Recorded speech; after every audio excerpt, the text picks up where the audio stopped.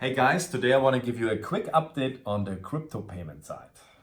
So, go to my account. I'm going to buy some new DENTs. So here's the usual overview using PayPal and the dollar worth.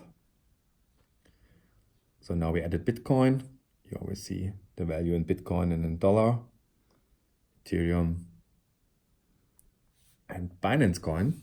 So let's purchase $50 worth of DENT using Binance coin. I'm going to check out. A wallet will be created. The address generated. I copy the address.